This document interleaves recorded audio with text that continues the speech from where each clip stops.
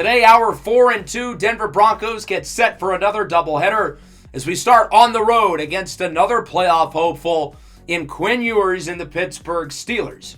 Then we are set to return home, primetime Monday Night Football against the division rival Los Angeles Chargers, who we beat just a couple of weeks ago. Before we keep going, I do want to point out, with MLB The Show 25 set to come out in a couple of hours when I'm recording this, that's going to be where a lot of my focus is over the next couple of weeks. Of course, yesterday was the team reveal for the franchise series. In case you missed that, I'll leave a card at the top right at the screen. I'm hoping tomorrow on Friday is when episode 1 will be. If not, it'll certainly be sometime this weekend. The strength of the team throughout this series and this season as well has been on defense. So that made it all the more surprising the entirety of the Raiders game. We ended up losing 43-40. It wasn't even offense heavy early. With 5 minutes left in the second quarter, we trailed 7-6. And then from there, all hell broke loose. Both of these quarterbacks took over. Jalen Daniels had the best game of his NFL career, nearly 500 yards and 6 touchdowns, while Bo Nix was also fantastic against, at the time, the number 1 scoring defense in the NFL, throwing for 330-plus yards and 3 scores of his own. The Raiders had 300-yard receivers, while all of our young targets performed well, too. The problem is the defense was not clutch. We had a late strip sack from the rookie Mateo Uiagalelei to put us up 12, but the defense did not get stops when they needed to, whereas the Raiders did. And that ultimately ended up being the difference. Of course, we also had a prospect profile in the last episode. We talked about the quarterback position, and there have been some loud Bo Nix haters, which is interesting. Bo Nix has been probably one of the 8 to 10 best quarterbacks in the NFL at minimum this season, especially over the last couple of weeks. Since we fired our offensive coordinator after the Week 4 loss against the Eagles, we've averaged 37.5 points over the last 2 games. So we have a breakout challenge for one of our linebackers, and it's Jeffrey Bossa. This breakout challenge is going to work a little bit different, though. They're just going to give him Superstar X Factor straight up, and the challenge will be based on how many tackles and TFLs he gets. So Bossa, who originally had Superstar, now goes up to X Factor. I think I'm going to give him the reinforcement ability because he's always doing different things, whether it's in coverage, in run defense, or as a blitzer, and I think that can help him in all 3 aspects. Well, there's no player in the league I would rather give a tackling challenge to than Jeffrey Bossa. He led the NFL in tackles a year ago. He's currently in first place this year. And he averages over 2 TFLs per game. I'm surprised they gave him the dev trait right away. I guess his aura is just that much. Let's talk about our opponent, the Steelers, and their weaknesses. They had the 21st ranked rushing defense in the NFL. And our offense believes we can run on these guys, particularly on their right end. Bear Alexander, former first-round pick out of USC. We want to get by the defensive line, and once we get to the second level, we know Ashton Jeanty is obviously quite dangerous. I think it'd be easier to get 2 touchdowns, but success would really be getting him 125 yards. That would show that we really controlled the line of scrimmage and obviously had a big day on the ground. So that's what I really want to do with Jeanty, and hopefully that leads to scores.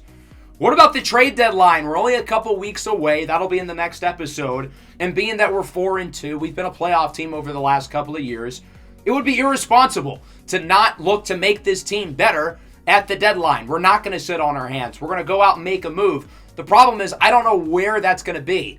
I figured early in the year it would be all about improving the offense. But since we fired our offensive coordinator, we've been way better there. And as I look at this team, I feel like we need another body up front defensively. I think the 2 rookies, Mateo Uiagalelei and Damon Clowney, have both given us great impact. But with Nick Bonito and B.J. Ojulari currently injured, I can tell that we lack depth outside of the guys currently playing. So I think maybe adding another body up front would not be the worst thing in the world, but I don't really want to commit to anything. This team does not have a clear weakness. So I don't really know what we're going to do at the deadline, but we're certainly going to do something because this AFC is so competitive. There's so many good teams trying to stay afloat, including the Pittsburgh Steelers, who are always good but not great. They have won 3 games in a row, though, and as you'll notice, all 6 of their matchups this year, the score has been within 7 points. They play teams close. They beat the Chargers on the road. The Chargers are not very good, but still solid win. They beat the Ravens, and then they beat the Chiefs. Two of the best quarterbacks in the NFL. The defense really held those teams in check, particularly Kansas City. The Chiefs have not played well as of recent. I don't know what the deal with them is. But the Steelers are in a good spot. They've won 3 in a row. Defense is playing well, going into a bye week next week. So unlike most teams, they've really kept their core from the start of this series in check. Problem is, this core is getting older, and they're starting to regress. But they're still a very strong team. Quinn Ewers leads the way at quarterback, and he's a good but not great player. The former first-round pick has given the Steelers some stability at this position. Someone who you can win with, but maybe not because of. He's played really well through the first 6 games of the year, though. But truthfully, this is a run-first offense. Najee Harris's late career development has been a sight to see. He's been one of the best backs in the league over the last couple of years. But he is 29 years old. He is the 3rd oldest running back on a roster, and regression is imminent for him. But he is a very good player, and we're going to have to stop him. George Pickens, of course, leads the receiver room. Pat Freiermuth as well at tight end. The defense is obviously the strength of this team. TJ Watt and Alex Highsmith are getting older, but they can both certainly go after the quarterback still. They have a very deep secondary. They've added some young pieces around the guys they currently have, such as Minka Fitzpatrick and Joey Porter Jr. The problem is this defense can't really stop the run. However, Ashton Jeanty, who we had a whole storyline about going into the game, got hurt in practice, and he will not be available. So we're going to be without Jeanty, and that means it'll be mostly Harrison Whaley and Zamir White carrying the load at running back. We might get a little bit of L.J. Martin, the rookie, as well. So that's certainly not good news. One of our key offensive playmakers out unexpectedly as we take a look at the Steelers' offense led by Quinn Ewers. This defense needs to bounce back. They played horribly a week ago. And I feel like throughout this series, the defense has like 14 really good games a year and then 3 bad games. The problem is those 3 games, they play horribly. As on first down, here's Najee Harris to the right side. Bounces off the blocker, jukes away from Marvin Grant, and he gets around 15 yards, bringing it to the 39. Even as he's gotten older, Najee Harris has aged like a fine wine, and if we want to win this game, we're going to have to stop him early and often. 3rd and 9, here is Ewers, throws it away. Nobody was open. Good coverage defensively. The secondary, really other than Colin Wright, was a train wreck last week, so everybody's going to have to pick up the load. Hey, yo, pause. Anyway, here's the Denver offense. As I mentioned earlier, 37.5 points per game over the last 2 since firing the offensive coordinator. Nobody in the league has more passing yards currently than Bo Nix, who's been outstanding with the change of play caller. 3rd and 1, here is Harrison Whaley up the middle, gets the first down, but unfortunately he is hurt on the play, and he suffered the same injury that Ashton Jeanty got in practice, an ACL sprain. Hearing ACL, you think it could certainly be worse than that, but he will be out for the game. I was expecting him to be our lead back today, and now he is gone. Nix up the middle, fires for Tez Johnson. I want to get a big week out of Tez. I feel like he's been inconsistent, even with Marvin Mims out of the lineup for the last month. From the 35, here is Nix up the middle. He's got Harold Fannin Jr. fighting for yardage. He brings it to the 20. And the second-year tight end out of Bowling Green continues to be a huge breakout candidate for us. He's played very well. 3rd and 2, Nix rolls out on the run, and he misfires for Chris Brazel II as Quinn Miners, the starting right guard, is now hurt on the play. Will Lutz missed a pair of kicks last week. This one is good from 29, and the Broncos are on the board first. We're sticking by Lutz. I know he had, obviously, a bad game against the Raiders, but his track record and body of work speaks for itself. Steelers back with it. Najee Harris loses yardage. Drew Sanders and Baron Browning bring him down. That'll make it a 2nd and 12. Ewers alone in the backfield going empty as he will look to throw it. Under some pressure, and he is sacked. Mateo Uiagalelei, the 2nd-round rookie out of the University of Oregon, who has really come on as of recent. He had the big strip sack a week ago, which should have clinched the game. 3rd and 22, Pat Freiermuth gets around 10. I don't know why he's pointing for a first down. He definitely did not get one. And Denver gets it back. 3rd and 9. Nix up the middle. It is broken up. Thought he had Fannin open. That's Shaheem Brown, the former Florida State Seminole, who got a hand on it. Denver punts it away, and the Steelers get it back with just under 2 minutes to go in the first quarter. 2nd and 8. Ewers drops back to throw it, and he gets rocked. Michael Williams brings him down for the sack. Williams, of course, struggled a year ago, but he's looked a lot more like his rookie self this season, leading the Broncos in sacks so far. 3rd and 15, short throw for Najee Harris, and he gets 3. Javon McIntyre brings him down. McIntyre had a couple big plays last week, but he also got burnt a couple of times against the Raiders. Denver back with it late in the first quarter, 3rd and 6. Nix looks to throw it, rolls out to the left side, looking to scramble and run for the first down, and he gets it. Tries to weave his way through the 2 defenders, and he kind of does, to the 38, and that'll wrap up the first quarter. Denver's offense has looked so-so up to this point, but the defense has been fantastic, a complete 180 from a week ago. Najee Harris has not gotten a whole lot going up to this point. Quinn Ewers has been fairly mediocre as well. But again, our defense played really well through the first 15 minutes a week ago, so let's not get ahead of ourselves. As Zamir White is going backwards on first down, it's Patrick Queen there with the former Defensive Player of the Year, T.J. Watt, still one of the best in the business. Watt already has 6 sacks through the first 6+ games of the season. 3rd and 7, Nix looks to throw it under pressure, and that one is broken up. In and out of the hands of Tez Johnson. It's Joey Porter Jr. in coverage. And considering how well we have played offensively the last couple of weeks, the Steelers have done a really good job of limiting our success. 3rd and 5, here is Ewers up the middle. Nice throw and catch to Tyler Warren. Another former Penn State tight end of the 31. Freiermuth got banged up earlier in the game, so it's Warren, the former 3rd rounder, getting some extended snaps. 2nd and 4, Ewers looking deep, and that one is hauled in. It's Warren again. Brings it to the 45-yard line for a first down, and the Steelers, for the first time today, have it past midfield. Halfway through the second quarter, 2nd down and 4, play action for Harris. Ewers up the middle, nice throw and catch, and they are moving ever so close to the end zone. It's Wan'Dale Robinson who hauls it in. Now from the 7, 3rd down and 5. Ewers looking short. It is caught. Warren gets the feet in and tippy-toes into the end zone for a touchdown. The Pittsburgh Steelers take the lead. It's 7-3. The booth would take a look at this to see if Warren stayed in bounds. I think at the very least it'll be a first down catch, but it kind of looks like his one foot stepped out of bounds. The problem is the left foot was already crossing the pylon, so that will stay a touchdown. The call on the field stands, and the Steelers hold on to their 7-3 lead. Offense has really got to respond. 3rd and 3, the rookie L.J. Martin tries to spin away from trouble, but he still loses a yard. It's Joey Porter Jr. who brings him down, and Martin, the 5th rounder out of Texas A&M, gets nothing there. He's been quiet today, and so the Steelers get it back nearing the 2-minute warning. Play action again. Ewers has a wide-open man downfield. It's George Pickens who brings it to the 40. Pickens has been pretty quiet today. Surtain has done a good job with him.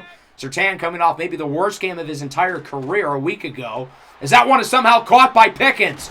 Colin Wright assumed the pass was going to be overthrown. He tried to play for the ball. But Pickens, with his long arms, is able to sky up and make the grab. 2nd and 10 from the 34. Ewers looks to throw it. Up the middle. It's nearly intercepted. Catch the ball, Chris. Oh, my goodness. I was right in his hands. He bobbled it about 3 separate times. Chris Abrams-Drain has got to come down with that. 3rd and 10. Ewers up the middle. It's caught by Pickens, and he does not get it. Drew Sanders and Javon McIntyre bring him down. Finally, a big stop defensively. We played so well early in this game defensively, but have really slowed down over the last couple of drives. Kaimi Fairbairn from 41. His kick is right down Main Street. And so the Steelers add to their lead. It's now 10-3. Bo Nix is going to have 1 minute and 6 seconds on the clock with 2 timeouts to try to get some points for the offense. We got a field goal on the opening drive, but nothing since. 2nd and 2 with Martin in the backfield. Nix looks to throw it up the middle. That one is caught for a first down by Ryan Williams, the 20-year-old rookie receiver out of the University of Alabama. As Keanu Benton is hurt on the play, an important piece of this Steelers defensive line. Under 1 minute to go, it's a screen for Martin, and he gets nothing again. Denver's going to have to use another timeout. Micah Fitzpatrick brings him down. 3rd and 7, looking deep, and that one is overthrown. Little too much juice on it for Harold Fannin. Good coverage by the Steelers secondary, and that'll wrap up the first half. Not a good showing offensively. We have a lot of the same problems we did before the change of coordinators, and this happens sometimes. Coach gets fired, team looks really good for a week or two, and then comes back down to earth. Hopefully it's not a trend as we take a look at our halftime highlights across the rest of the NFL. We will start in the Meadowlands. It's been an up and down season for the fourth-round rookie MJ Morris, who won the job out of camp for the Giants, but he has been excellent today, connecting with Trey Harris in the end zone for a touchdown. The Giants currently lead this one 14-7 over New Orleans. Morris has been intercepted 13 times already this season. His gunslinging approach from Maryland has carried over to the NFL, and it certainly leads to mixed results, but the Giants are winning some games so far this year. In Baltimore, the Ravens currently on top 14-0 with this touchdown pass to Rashad Bateman. I feel like it's only a matter of time until we see the quarterback change for the Dolphins. They don't want to rush their rookie Dylan Raiola in there, but Tua Tagovailoa is having another not-so-good season. Granted, he's only thrown the ball 3 times in this game, but it feels like at some point they will make the switch to Raiola. And then in Buffalo, a couple of really talented quarterbacks in this game. C.J. Stroud and the Texans lead 14-7, headlined by this long touchdown catch by Nico Collins, the All-Pro. Houston playing well in this game, but they have not played well through this season. The Texans just 1-5. Buffalo, meanwhile, won 16 games in the regular season a year ago. They're right back to business, 6-0. Maybe this is the year the Bills can finally get over the hump and beat the Chiefs in the playoffs, although if the Chiefs keep playing like they are, I don't know if they're going to make the playoffs. So offensively, we've got to get more through the air, especially the intermediate game. Bo has not been overly efficient there. Defensively, we've had similar problems. Quinn Ewers has attacked that area of the field, and he's been successful. Bo is 14 of 22, but he only has 92 yards. We've got to be able to try to stretch the field a little bit more like this. Tez Johnson, 47 yards to the house, and the Broncos tie it up as the brothers connect. Great play there by Bo Nix. Once he sees the free safety leave his deep zone and creep closer to the box, Bo knew the play was over because Tez Johnson is going to be able to outrun the corner in one-on-one man coverage. That's exactly what he does. He gets open up the middle of the field and puts on the Jets. Tied at 10, finally in the end zone. That's the spark we needed offensively. Steelers back with it. Najee untouched until making it to the 39. Productive first half for Najee, averaging 5.5 yards per carry now on the day. 2nd and 8, here is Ewers looking to throw it. This one is tipped and incomplete, nearly intercepted again. Colin Wright had it in his hands. These defensive backs have butterfingers right now. 3rd and 8 now for the Steelers. Here is Ewers looking to throw it. Under some pressure, looking deep, and it is broken up. Marvin Grant got his hands on it, forcing the stop, and that'll lead to a punt. So Denver gets it back. Good opening few minutes of the third quarter. Get the big touchdown, get a stop, and now we'll see what the offense can do. 3rd and 4 from the 19. Nix under pressure, hit as he throws, and he's got L.J. Martin, the rookie, who brings it to the 32-yard line. Martin's more of a traditional power back, but I think he can offer a little bit through the air, as he does there with a nice play after the catch. 2nd and 10 now, delayed handoff for Martin, and he is trying to fight for yardage, but he still goes backwards. It's Bear Alexander. First rounder a couple off seasons ago back in 2026. He has struggled to adjust to the NFL level, but makes a nice play there. 3rd and 11, pass is overthrown for Brazel. I don't know if he would have been able to make the catch anyway, but not a particularly great throw from Bo. Hey, that rhymed. And the Steelers get it back, 2nd and 3. Ewers, is that not a fumble? I guess not. It would still be Steeler ball, but it'd be like 3rd and 10. Now it's 3rd and 3, a lot more manageable here for Pittsburgh. Ewers an empty, all alone in the backfield, looking to throw it. Up the middle, it's broken up. Chris Abrams-Drain got a hand on it. He was looking for Tyler Warren. That'll lead to a punt, and Denver gets it back. Just under 2 minutes to go in the third, tied at 10. Up the middle, it's Harold Fannin Jr. with it, and he brings it to the 36-yard line for a gain of 18. Obviously, it has not been a great game offensively, but we're looking better here in the third quarter, and the defense has given us a buffer to where we don't have to play from behind. Still tied going into the fourth. Very low-scoring game, knotted up at 10. I think last week's game is going to prove to be an outlier when it's all said and done. But hopefully, again, the offense can continue to pick it up and not play like they did in the first half. 3rd and 5 up the middle. It's Ryan Williams who gets around 4. 4th and 1 at the 41. We're not in field goal range.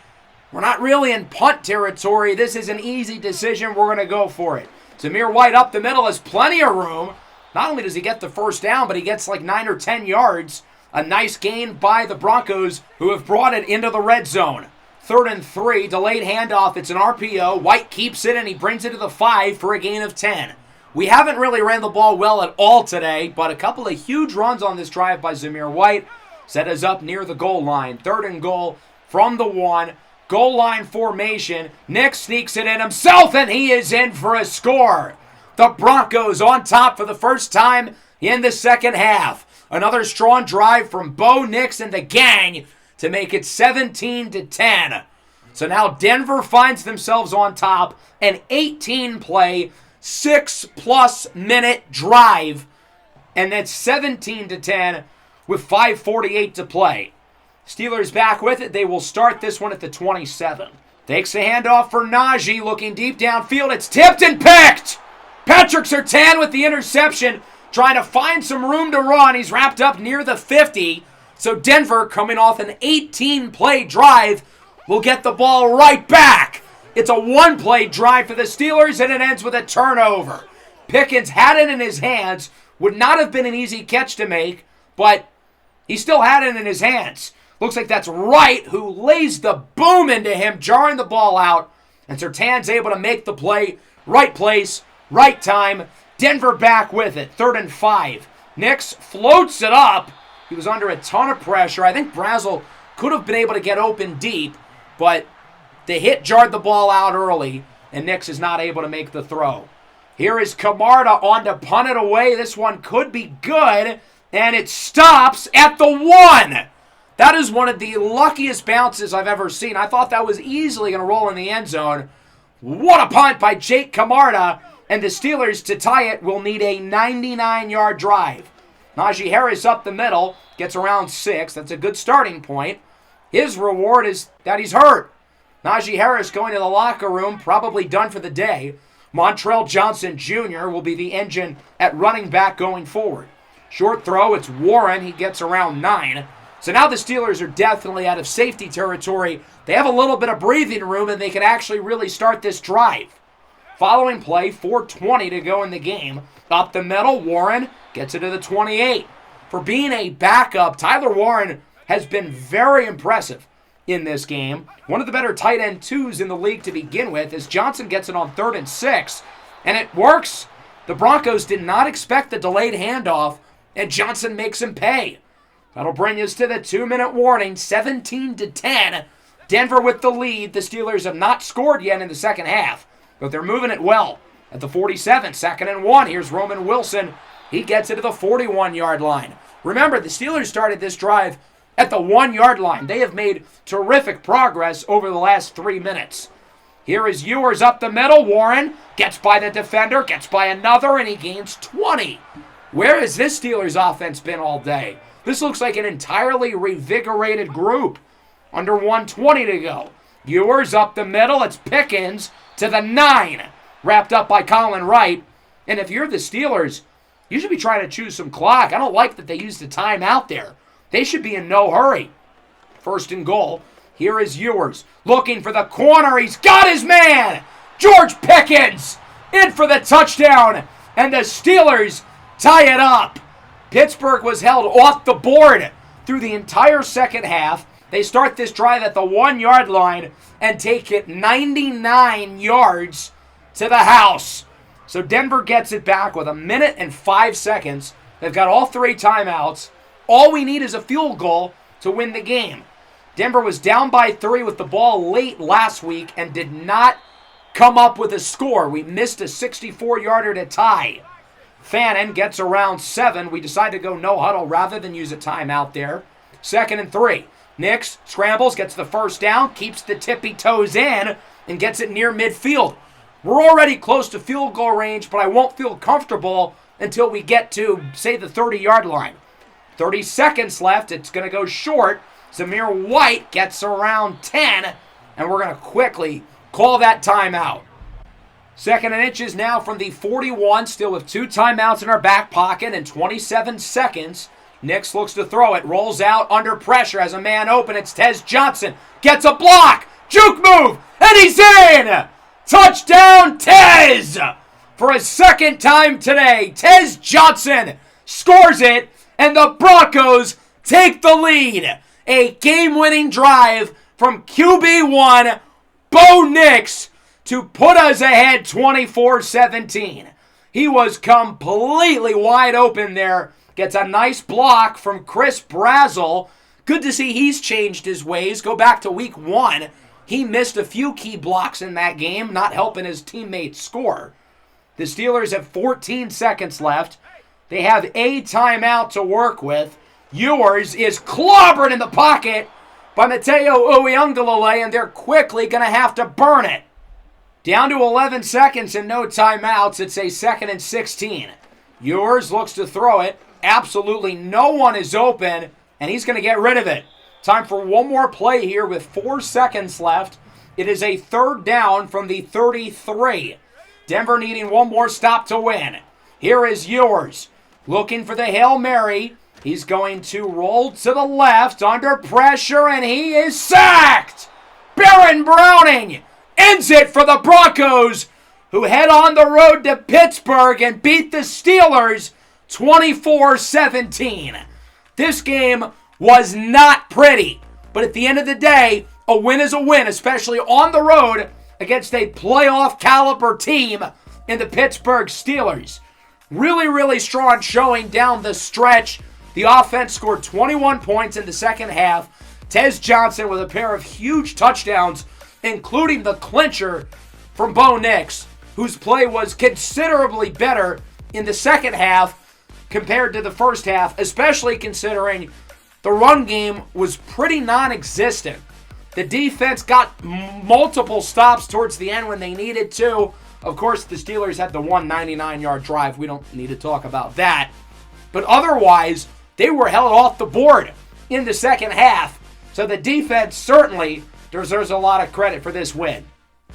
30 for 44, 279, and 2 scores for Bo. We couldn't really stretch the field other than the 2 touchdowns by Tez. It was a lot of the short stuff, getting our guys plays with the ball after the catch. Quinn Ewers was fine. He wasn't bad. He wasn't good. He was Quinn Ewers. We certainly did not have a great game running the ball, but we were able to combat that in the second half. 10 catches for Fannin. Pickens made some big plays late. Warren was phenomenal. Tez Johnson, obviously, with the 2 touchdowns. And then defensively, we made plays when we needed to. We got the 2 sacks late. One from Uyunglele, one from Browning. We did not allow any sacks. I thought Francis Malinois did really, really well with TJ Watt. I think Malinois might be a good player merchant. He plays at his best against the best players. And then a guy I want to shout out is Andrew Thomas. He's been really impressive over the last couple of weeks. It's been a struggle with him here, but it seems like he's finally turning a corner. So Bossa finished with 10 tackles. Pretty standard for him. He gets +5 play rec in pursuit, which pushes his rating from an 86 to a 91. Damn, that's a lot. He also got some XP as well. We did not complete the rushing goal with Ashton Genty. Well, because he didn't play. We do have a new injury on the offensive line. Quinn Miners torn labrum. He'll be out for 4 weeks. Miners has not been the player I had hoped for since we started this series. I think he's been a little underwhelming, especially considering the contract. But that still hurts. He's a quality starter.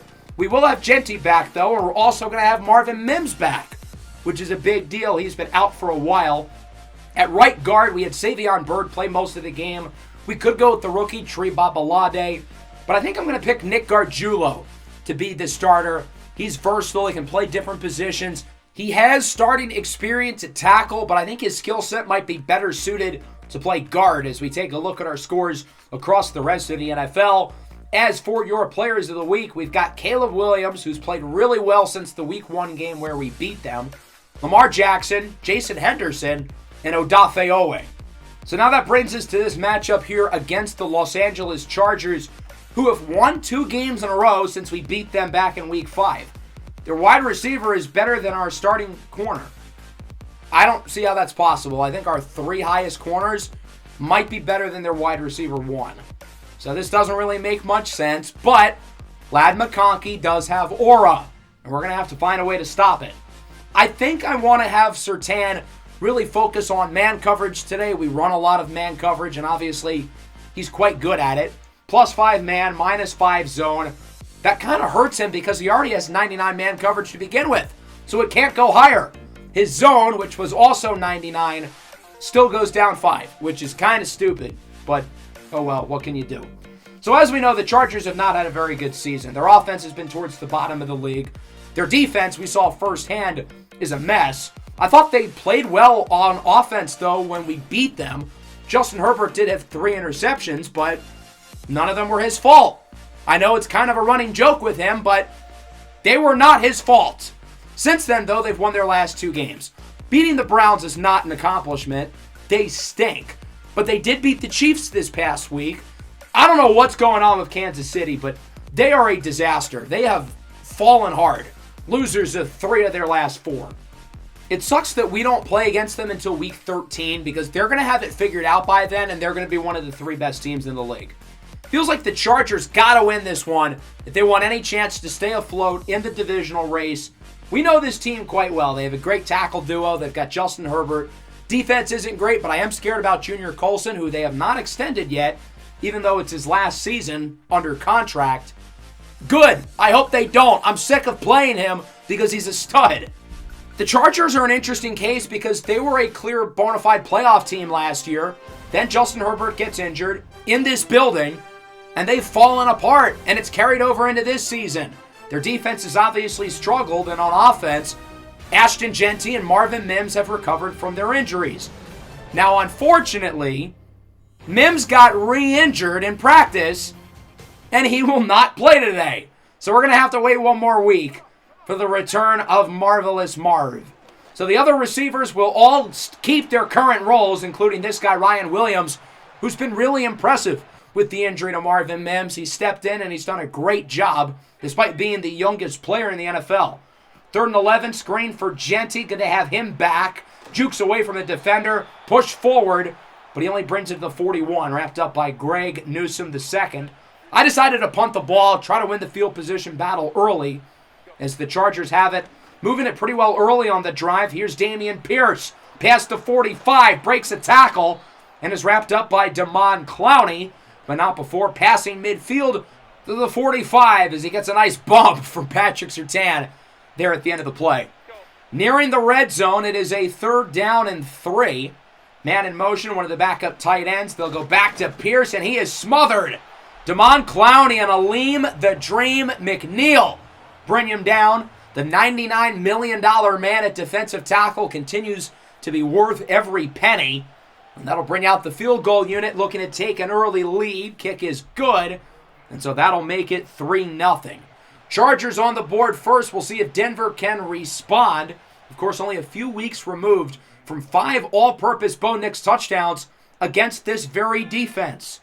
3rd and 11, Nix, it's another screen. Harrison Whaley to the outside, tries to truck through Greg Newsome, and he gets around 9. So another stop for the Chargers. They get it back on offense. LA has looked good defensively. Up the middle, here is Ladd McConkey. Takes a shot at the 50, but not before getting the first down. A good play there by Andrew Ladd McConkey. We're going to the government name again as it's 2nd and 11 from the 49. Receiver in motion. Herbert and Pierce in the backfield. It's a pass. Herbert rolls out under pressure, takes a shot, and it is caught! Ladd McConkey climbs the ladder, and he brings it to the 17-yard line. Michael Williams sent a ton of pressure, delivers the boom. That jars the throw, but McConkey tracks it down anyway. 3-0 through 1. The Chargers look good early. Defense has played really well. Offense with a field goal on the first drive, in the red zone here on the second drive. Denver's got to get a stop here. 3rd and 3. Pierce up the middle. He's close. It's a gain of 2. Drew Sanders brings him down. 4th and 1. Chargers are going to go for it. I love the aggressiveness here by head football coach Jim Harbaugh as Pierce gets the first, breaks the tackle from Savon Revel, and he is in for a score. The Chargers add to the lead, looking great early in this one as they take a 10-0 lead here on Monday Night Football. So the Broncos get it back. They have not played well on either side of the ball yet. 2nd and 6. Genty tries to cut it outside, and that does not work out. Junior Colson, one of the best linebackers in the NFL, brings him down. 3rd and 10, under pressure. It's Marley Cook with the sack, former 5th rounder out of Miami. He fell in the draft because he's undersized, but he's a really good player. Herbert looking deep, and it's intercepted. Jeffrey Bossa over the shoulders, looking to get some room to the outside as he's wrapped up at the 34. That's the boost of momentum that this team needed. We have played really poorly through the first 12 and a half minutes. We needed a spark, and we get it from who else other than Jeffrey Bossa, who with his big boost in rating after the game against the Steelers is now the 2nd highest rated player on the roster, only behind Patrick Surtain. So Denver gets it back after forcing a huge turnover. Good field position, but after a holding call, we're backed up at the 40. 3rd and 16. Nix rolls out to the right, under pressure, no one's open, floats it deep, and it is broken up by Greg Newsome, incomplete. So despite the great field position, we're going to have to punt the ball. What's going on with the offense today? It's been a disaster. Up the middle, open man, Bryson Nesbitt, the tight end, to the 47. Can we maybe donate some of the points from our last game against the Chargers over here? We could really use them. Under pressure, a big sack by the defense. It's Drew Sanders, who brings down Herbert for a loss of 9. I'll give the defense credit. They're playing better after a bad first quarter. 3rd and 16. It's a screen for McConkey, and he only gets 4. Colin Wright brings him down. That'll lead to a punt, and the Broncos get it back. We've got to start scoring some points here. I don't know what's going on with the offense. It's been a disaster. 3rd and 11. Comeback route is dropped by Newsome. Should have been picked. Bad timing between Tez Johnson and Bo Nix. Bo was expecting him to come back sooner. Chargers back with it. Up the right side of the field, it's Amari Cooper to the 29. The Chargers, with under a minute to go in the first half, looking to add to what's already a nice lead. 3rd and 10. Herbert looks to throw it. To the left side now, it's hauled in by Nesbitt to the 18. Another first down for the Chargers, who still have one timeout in their back pocket. Following play for LA, Herbert looks to throw it. Under pressure on the run. He's got Dameon Pierce. Gets by a defender, stays in bounds, and brings it to the 3, where he goes out of bounds, stopping the clock. Not a good defensive drive here as the Chargers can make it a 3-score lead. 1st and goal. Pierce does not get it. He's close. Jeffrey Bossa brings him down. The Chargers will use their last timeout at around the 22-second mark here in the second quarter. We'll see if they can punch it in. They've got it at around the half-yard line. 2nd and goal at the 1. Herbert. That one is caught on the slant. Joshua Palmer, Canada's finest, in for a score. It is a 17-0 lead for the Los Angeles Chargers. We have played a really bad game so far. The offense has been pitiful, absolutely pitiful. And defensively, we got some stops in the second quarter, but it just has not been enough. Around the rest of the NFL, the Chiefs actually won this week. On one hand, I don't want to see the Chiefs win, but on the other hand, it's against the Packers. And it's always a good day when the Packers lose, so I guess I cannot get too upset. For some other matchups, the Raiders, they played the Browns. You can take a guess at the result there. So if we lose this game, the Raiders would be half a game ahead of us in the division, along with, of course, owning the tiebreaker. On prime time, the Texans beat the Colts. Seattle beats Arizona, although the Cardinals have had a really strong year. Dante Moore, the number 1 overall pick at quarterback out of Oregon, has completely flipped the culture for Arizona. The numbers are solid, but his impact is clearly so much more than that, and he has been a home run for them up to this point. They do lose to Avery Johnson, another ultra-talented young quarterback. Those two guys are going to have a lot of fun battles in the NFC West. So going into the second half, we've got to burn the tape and we've got to start over. We can't try to do too much, though. We've just got to take it slow and steady, but we've got to get the passing game going quick. Bo Nix is 10 of 18, only 59 yards. Meanwhile, on the ground, Ashton Jeanty, 4 carries, 0 yards. We have not been able to run the ball whatsoever. And guess who starts with it, by the way? It's the Los Angeles Chargers. 3rd and 6. Herbert launches a rocket down the field, and it is dropped. Nesbitt had it in his hands, but Jeffrey Bussa deflects it away. Herbert went 21 of 27 in the first half, 220 yards, a score, and a pick. Is on 3rd and 7. Tez Johnson is close. Greg Newsome has been all around the ball today. He's had a really impressive performance for the Chargers. 4th and 1, we're going to go for it. I mean, what is there to lose at this point? Up the middle, Jeanty gets the first down to the 27. Jeanty's obviously a very good player, but much like our defense, he has a couple performances in the year that are just really, really bad. RPO for Brazel inside the 10 to the 6. A gain of 17. Now we're starting to get a little bit going here offensively. Where has this been all game? Better late than never, but we've got to end this drive off in the end zone. 3rd and goal at the 3. Whaley up the middle, gets smothered by Marley Cook, who launches the center on his backside. So that'll bring out the field goal team. We're not going to go for it at the 8. Will Lutz's kick is good, so at the very least, we're on the board. It's 17-3. Still a lot of work to do as the Chargers get it back.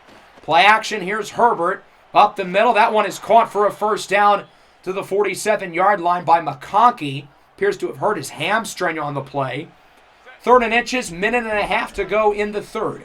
Herbert goes short, and it's broken up. Patrick Surtain rips it out of the hands of Joshua Palmer. That one is incomplete, and they're going to go for it again. Why are they in shotgun, though? Short throw for Pierce, who demolishes Drew Sanders and gets the first down to the 36. I think that play is a perfect description of how this game is going. Drew Sanders read the play exactly right and got leveled by Pierce as Josh Palmer breaks a tackle, still on his feet to the 16. The tackling's been inconsistent this year, and on this drive, it's been completely inexcusable. That's 2 plays in a row where we have given up.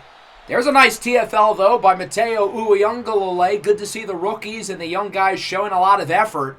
They've got to motivate these veterans because, well, the old guard is not playing well right now.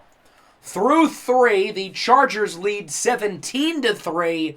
We've got to get a big play here defensively. With LA in the red zone, any sort of points would put them up by 3 possessions, which would really put us in a rough spot. 3rd and 12, Herbert looking for the end zone. It is caught! TJ Moore, the rookie out of Clemson, in for a score, doing cartwheels in the end zone as the 2nd-round draft pick adds to the lead for the Chargers. It's 24-3, an all-out blowout. And Denver's now hoping for a miracle. They've got to move fast and not drop wide-open balls on 3rd down. 20-year-old mistake there by Ryan Williams, and, well, obviously we're going to go for it here on 4th down. What is there to lose? Nix on the run. He will go back to the rookie. A huge play after the catch, but it's fumbled! And it's picked up by the Chargers. We finally get a big play on offense, and it's all for nothing. Ryan Williams coughs it up. We don't need to take another look at that. Ball clearly was out. It is a fumble. And the Chargers, up by 21 points, get it back. Pierce on 2nd and 15, loses around 6. Damon Clowney brings him down. When I said the rookies are playing well, I should have said the rookie defensive ends are playing well. 3rd and 1, Nix runs around, throws it away, incomplete. 4th and 1, again, there's no real choice for us. We kind of have to go for it. Down by 21 points. It'll be a handoff up the middle. Zamir White gets the first and takes a hard hit by Junior Colson. But at least we get the first down there, trying to find the end zone for the first time today. With a little over 6 to go, Nix up the middle, floats it up, and it's caught. Tez Johnson with it to the 8. I don't know if we're playing for pride or if we think we can still make a run at this game, but it's good to see some fight here down the stretch. 1st and goal. Corner of the end zone. It's caught. Ryan Williams can't fumble that one. The rookie is in for a score. It's 24-10. Took us 3.5 quarters, but finally a touchdown. Chargers back with it, 2nd and 5. Herbert goes short. It's caught. Amari Cooper breaks a tackle and gets it to around midfield. If we want any slim chance of making the comeback, we cannot let them score a field goal. We've got to get a stop here on 3rd and 1 as Pierce does not get it. Colin Wright brings him down. We suffocated the rushing lanes early there. Wright's the one who finishes off the play. The Chargers would punt it. Denver's got a little under 3 minutes to go. 2nd and 4. Nick's on the run. Looking deep, and it's caught. Great play by Chris Brazzell coming back to the football for the first down. After clocking it and throwing an incompletion, it's 3rd and 10. Nick's under pressure. That one is Holden. Brazzell again to the 23. A huge pair of catches for Chris Brazzell. The officials are going to take another look, as it actually would be the Chargers who throw the challenge flag.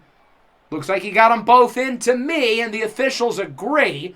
This play will stand. The Chargers lose their timeout. At the 2-minute warning, 2nd and 12 at the 15. Nick's going to look short. It's caught by Ryan Williams, breaking tackles, nearly gets his 2nd touchdown of the game. We've got to move fast. No time to play games. We're going no huddle. Minute and a half to go now in the 4th quarter. 1st and goal at the 2, down by 14 points. Nick's hands it off to Whaley, and he is in. Harrison Whaley in for a rushing touchdown. I'll be completely honest, that is not the play I called. I wanted to throw the ball. But that works too. We will take it. And now we're going to go for 2. Down by 8. Always go for 2. Nick's looking to throw it. He will look to the middle, and it's caught by Brazzell. What a drive by Chris Brazzell II. It's a 6-point game. So now we've just got to get a stop and then get another score. It's a whole lot easier said than done. But 4 minutes ago, we were down 24-3. It would still take a lot, but it's not inconceivable. We're not going to go for the onside kick. I trust our defense to get a stop here. This is the backbone of this football team, and I believe in these guys to make a play. 1st and 10, Pierce up the middle, gets about a yard or 2. There is a flag, though. Hold on a second. It's a holding on the offense. So the Chargers are going to be pushed back 10 yards, and now it feels really unlikely that they're going to end up with a 1st down. After a couple short runs and us burning our 2 timeouts, it's 3rd and 17. They'll go back to Pierce up the middle. He gets around 8 or 9, obviously not enough for the 1st down. There's another penalty, and it's a holding again. So we have a decision to make. Do we want the down, or do we want extra field position? I'm going to decline the penalty for neither of those reasons. In that scenario, the clock stops. So we get to hold on to our 1 timeout. We have 53 seconds, starting at the 25, down by 6. Bo Nix, let's make a miracle. Nix under pressure. He will throw it away on 1st down. We certainly want to hold on to that 1 timeout as long as we can. Absolutely cannot afford to take a sack. 2nd and 10. Nix rolls out under pressure on the run. Fannin is wide open, breaking tackles to the 44. We're going to go no huddle and quickly clock it at 26 seconds. Still with a timeout in our back pocket from the 44-yard line. It is a 2nd and 10. Nix looks to throw it under pressure, and he is sacked by Tuli Tuipulotu for a loss of 11. Wow, that is a huge play for the Chargers, and we're going to have to burn our last timeout. Man, that is a killer. It's that much harder now for us to get something here. Under a ton of pressure, Nix has to throw out at the sack. It's Tuipulotu again with the pressure. And now on 4th and 21, we are hoping for an answered prayer. Nix looks to throw it. Does have time as the Chargers only rush 4. Lobs it deep down the field. There's a flag! There's a flag! As it's incomplete, but hold on. There's a flag! Pass interference on the defense. It's a spot foul, and we will get the ball at the 3-yard line. I don't believe it. We were down 21-3 less than 5 minutes ago, and now we can win the game. 1st and goal. It's dropped. Oh, my goodness. They could have won the game there. Junior Colson had it right in his hands. We just keep dodging bullets. 2nd and goal, 5 seconds left. Nix looks to throw it, and it's caught! Touchdown! Harold Fannin Jr. scores it for the Broncos, who are an extra point away from completing an improbable comeback. We were down 24-3 with less than 6 minutes to go. The offense had done nothing. We had to play a perfect game with a little luck on our side, and we have done that, but we still got to make the kick. Will Lutz has been good this year, but he has not been clutch. Can he sink the extra point to take the lead? Kick is up. It is good. 25-24. And again, kids, this is exactly why you go for 2, down by 8. With 2 seconds left, here is Lutz to kick it away. The Chargers will receive it out of the end zone. This will be the final play of the game. For all the marbles, and they don't get much. Denver hangs on to win it, 25-24. The Chargers find a way to charger another one. This is so on brand for them. Normally, I'm the choker, right? Well, not this time. We find a way to come back and prevail. Look, we did not play a good game today. Through the first 35 minutes, we played horribly. But this team stuck it out, and they fought. They battled back until the end. 3 late drives from the offense and Bo Nix, who gave us some huge throws.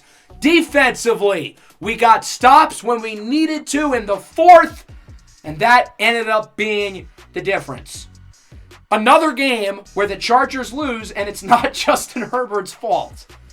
An interesting game for Bo Nix, but he was big late. He threw for about 200 yards in the 4th quarter. And then Herbert, again, he was not responsible. It was not his fault. If Justin Herbert had a competent organization, this would not have happened. Denver could not run the ball at all today. McConkey led the way through the air, but look at all the drops. 7 of Herbert's 11 incompletions, 7 of them were drops. Herbert's teammates fail him again, per usual. Fannin with the big touchdown late. Ryan Williams was very good, minus the fumble, which should have lost us the game at that point. We gave Tree Babalade some reps. I know I said he wasn't going to start, but he played a little bit. Was not all that impressive. The Chargers were so good up front, especially stopping the run. But again, we got stops when we needed to. Shout out to Will Lutz. He made his kicks late. Nobody got injured as well. That's always a win. We already saw the scores across the NFL, but we'll take another peek at them there. With completing our comeback, we hold on to first place in the division. Granted, it's only by half a game. I'm not going to get too excited, but it is nice to be able to keep first place. Players of the week, we have got Dak Prescott, Lamar Jackson again, Max Melton, and Max Crosby. Since we're in week 9, we can take a look at the yearly awards, and hello, 2nd place in the MVP race. That's the guy you guys want to get rid of? Now, I'll be honest, I think 2nd place is a little bit high, but he has had a really strong season. So, I kind of get it. We're in the MVP race, fellas. Shout out to Jalen Daniels in 4th, dragging Avery Johnson's nutsack. Bo Nix is also in 2nd for the AFC Offensive Player of the Year. I think he has a boost over Lamar because of his rushing stats. How ironic. Boss is in the race for Depoy. Ryan Williams, 2nd for Offensive Rookie of the Year. Mateo Uyunglele is 3rd for Defensive Rookie of the Year. No Damon Clowney, though. It's a little bit of a surprise. Bo Nix is 4th for Best Quarterback. Tez is 10th for Best Receiver. Michael Williams, 5th for Best Defensive Lineman. Jeffrey Bossa is 2nd for Best Linebacker with Drew Sanders in 6th. And Patrick Surtain holds the lead for the AFC's Best Defensive Back as he looks to win it for a 2nd straight year. As for us, we head to the Motor City to face off against my beloved Detroit Lions. I'm not sure if next episode will be a doubleheader or what, but it is the trade deadline. I know that is a fact. At 6-2, we're obviously going to make some kind of move. But what will that be? Let me know what you think we should do down below in the comments. Hope you guys enjoyed. Make sure to leave a like and subscribe if you are new. Peace out.